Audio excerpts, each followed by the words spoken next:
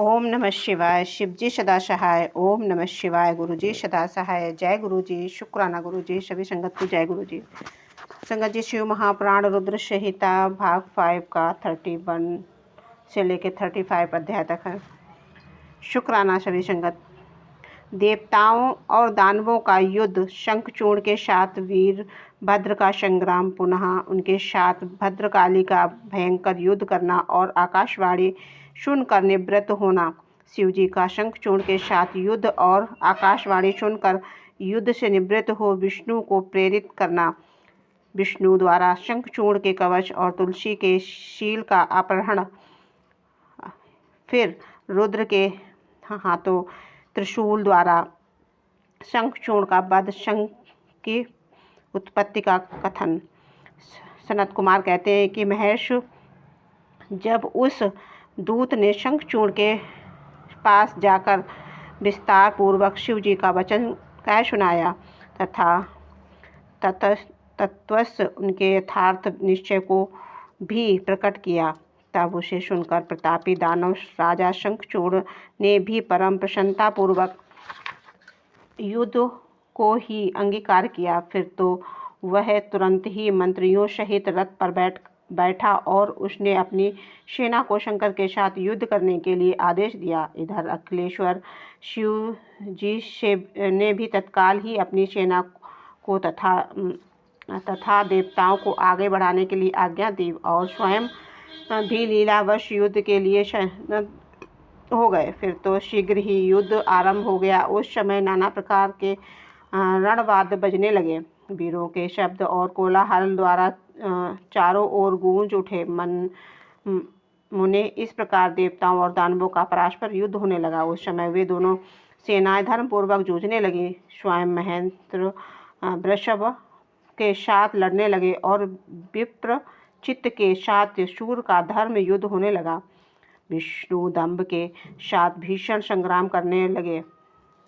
कालासुर से काल, गोकर्ण की अग्नि और काल के से कुबेर, मय से विश्वकर्मा, भयंकर से मृत्यु, संहार से यम और कालिका विका से वरुण, चंचल से वायु और घटप्रस्थ से बुध और रक्ताक्ष से सैनच, रत्नकार से जयंत, वाचागुणों से वसुगण, दोनों दीप्तिमानों ने दोनों अश्विनी कुमार, धूम्र ने नलकूबर, धुरंधर धर्म और गढ़ काच से मंगल शोभाकार के वैश्यवन, पिपीठ मंथन में गोका मुख, चूर्णखंड, धूम्र, संघल, प्रतापी, विश्व और पलाश नामक असुरों ने 12 आदित्य धर्मपूर्वक लोहे लेने लगे। इस प्रकार शिव की सहायता के लिए आए हुए अमरों का असुरों के साथ युद्ध होने लगा।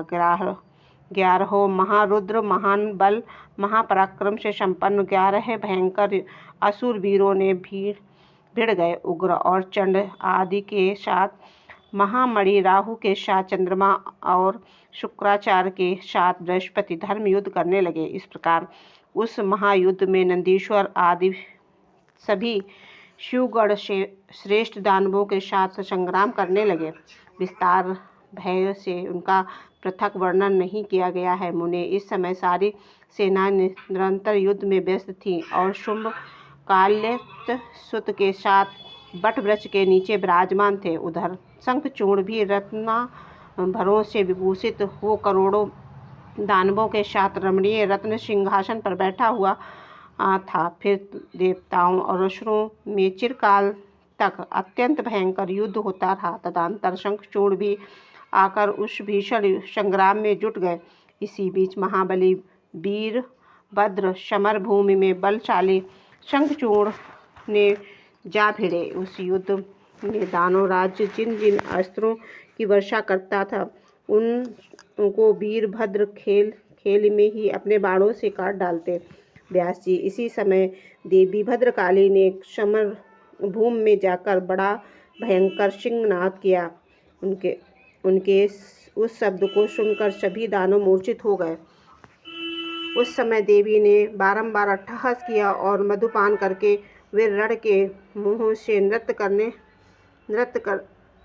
करने लगी। उनके साथ ही उग्रदंडा और कोटवीर ने भी मधुपान किया तथा अन्य देवियों ने भी खूब मधु पीकर युद्ध स्थल में नाचना आरंभ किया। उस समय शिवगणों तथा देवियों के दलों में महान कोलाहल मच गया। सारा समुदाय बहुत प्रकार से गर्जना करता हुआ हर्षमग्न हो गया। तदनंतर काली ने शंखचूड़ के ऊपर प्रलयकालीन अग्नि की शिखा के समान उद्यत अग्निशयास्त्र चलाया, परंतु दानवराज ने वैष्णव शास्त्र से उसे शीघ्र ही शांत कर दिया। तब देवी भद्रकाली ने उस पर नारायण अस्त्र का प्रयोग किया। वह अस्त्र दानव शत्रु को देखकर बढ़ने लगा। तब प्रलय अग्नि में ज्वाला के समान दीप्त हुए नारायण शस्त्र को देखकर शंखचूड़ दंड की भांति भूमि पर लेट गया और बारंबार प्रणाम करने लगा। तब उस दानव को नम्र हुआ देखकर वह अस्त्र निवृत्त हो गया। तत्पश्चात देवी ने उस पर मंत्र पूर्वक ब्रह्मास्त्र छोड़ा। उस समय अस्त्र को प्रज्वलित हुआ देखकर दानवराज ने भूमि पर खड़े हुए उसे प्रणाम किया और ब्रह्मशास्त्र से ही उसका निवारण किया। तदनंतर वह दानवराज कुपित हो उठा और वेगपूर्वक अपने धनुष को खींचकर देवी के ऊपर मंत्र पाठ करते हुए दिव्य अस्त्रों से वर्षा करने लगा। भद्रकाली समरभूमि में अपने विस्तृत मुख को फैलाकर उन अस्त्रों को निगल गई और अट्टहास पूर्वक गर्जना करने लगी, जिससे दानव भयभीत हो गए। तब शंखचूड़ ने काली के ऊपर 1 योजन लंबी शक्ति से वार किया। तुरंत देवी ने अपने दिव्यास्त्र समूह से उसके 100 टुकड़े कर दिए। यूं उन दोनों ने चिरकाल तक युद्ध होता रहा और सभी देवता तथा दानव दर्शन बनकर उसे देखते रहे। अंत में देवी ने महान कोपावेश में उस पर वेगपूर्वक मुष्टि प्रहार किया। उनकी चोट से वह दानवराज चक्कर काटने लगा और उसी क्षण मूर्छित हो गया। फिर क्षण भर में भी उसकी चेतना लौट आई और वह उठ खड़ा हुआ, परंतु उस प्रतापी ने मात्र बुद्धि होने के कारण देवी के साथ बहुत युद्ध नहीं किया। तब देवी ने उस दानव को पकड़कर उसे बारंबार घुमाया और बड़े क्रोध में वेगपूर्वक ऊपर को उछाल दिया। प्रतापी शंखचूड़ वेग से ऊपर को उछला और पृथ्वी पर गिर पड़ा और पुनः खड़ा हुआ। उस महान युद्ध में वह तनिक भी भ्रांत नहीं हुआ, बल्कि उसका मन प्रसन्न था। तत्पश्चात वह भद्रकाली को प्रणाम करके बहुमूल्य रत्नों द्वारा निर्मित अपने परम मनोहर विमान पर जा बैठा। इधर काली का भूख से बेहाल होकर दानवों का रक्तपान करने लगे। इसी अवसर पर वहाँ यूं आकाशवाणी हुई कि ईश्वरी अभिरमणीय में सिंहनाद करने वाली 1.5 लाख दानवेंद्र और बच्चे हैं। ये बड़े उद्यत और अतः तुम इन्हें अपना आहार बना लो। परंतु देवी संग्राम में दानवराज शंखचूड़ को मारने के लिए न मन मत दौड़ाओ, क्योंकि यह तुम्हारे लिए अवध है, ऐसा निश्चय समझो। आकाशवाणी द्वारा कहे हुए वचन को सुनकर देवी भद्रकाली ने बहुत से दानवों का मांस भक्षण करके उनका रक्तपान किया और फिर वे शिवजी के निकट चली गई।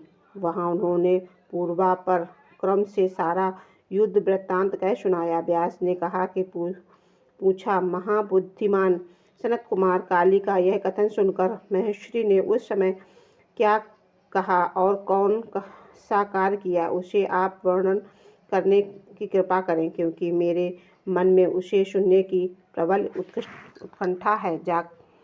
जाग उठी। सनत कुमार बोले, मुने, शुम्भ तो जीवों के कल्याणकर्ता और परमेश्वर और बड़े लीला बिहारी हैं। वे काली द्वारा कहे हुए वचन को सुनकर उसे आश्वासन देते हुए हंसने लगे।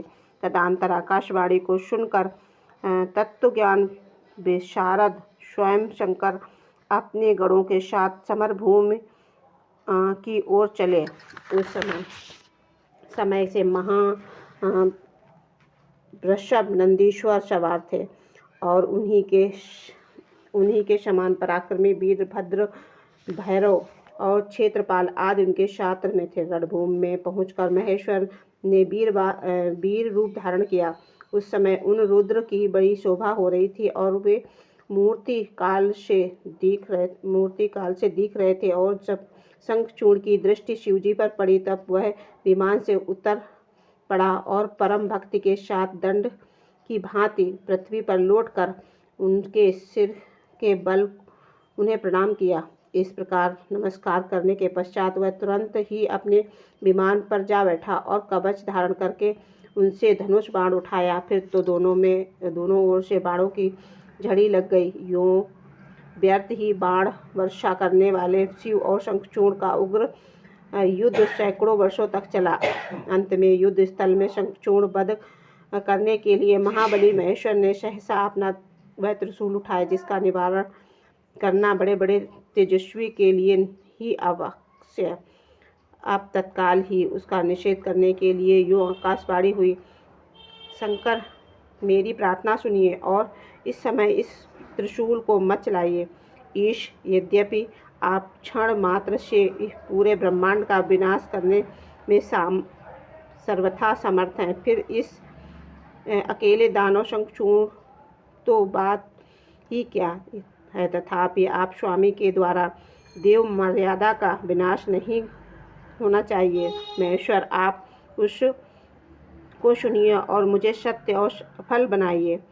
जब तक इस शंखचूड़ के हाथ में श्री हरि का परम उग्र कवच वर्तमान रहेगा और उसकी पतिव्रता पत्नी तुलसी का सतीत्व खंडित हो रहेगा, तब तक इस जरा और मृत्यु अपना प्रभाव नहीं डाल सकेगी। अतः जगदीश्वर शंकर ब्रह्मा के इस वचन को सत्य कीजिए।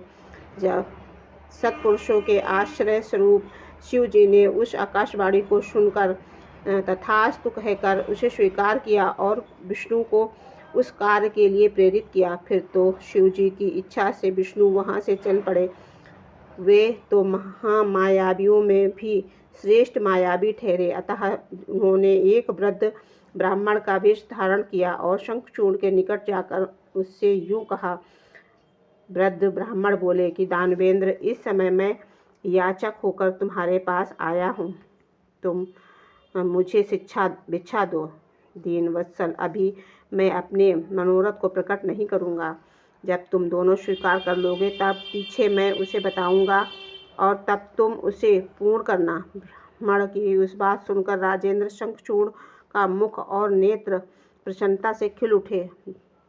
जब उसने ओम कहकर उसे स्वीकार कर लिया तब ब्राह्मण ने छल पूर्वक कहा, मैं तुम्हारा कवच चाहता हूँ। यह सुनकर ऐश्वर्यशाली दानवराज शंखचूड़ ने, जो ब्राह्मण भक्ति और सत्यवादी है, वह दिव्य कवच जो उसे प्राण से समान था ब्राह्मण को दे दिया। इस प्रकार श्री हरि ने माया से उससे वह कवच ले लिया और फिर शंखचूड़ का रूप धारण करके वे तुलसी के पास पहुँचे। वहाँ जाकर सबके आत्मा और तुलसी के नित्य स्वामी श्री हरि ने शंखचूड़ से उसके शील का हरण कर लिया। इसी समय विष्णु द्वारा भगवान ने अशुंभ से अपनी सारी बात कह सुनाई और तब शिव जी ने शंखचूड़ के वध के निमित्त अपना उद्यत त्रिशूल हाथ में लिया। परमात्मा शंकर का वह विजय नामक त्रिशूल अपनी उत्कंठा प्रभा को बिखेर रहा था। उससे सारी दिशाएं, पृथ्वी और आकाश प्रकाशित हो उठे। वह मध्यकालीन करोड़ों सूर्यों तथा प्रलय की शिखा के समान चमकीला